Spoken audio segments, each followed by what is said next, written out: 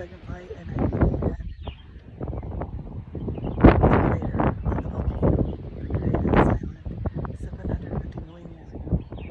It's been dormant, but it's filled, crater filled with water for now. I'm with my tour guide. It's absolutely beautiful. The cyclone, rainstorms, wind, and now the sun comes out.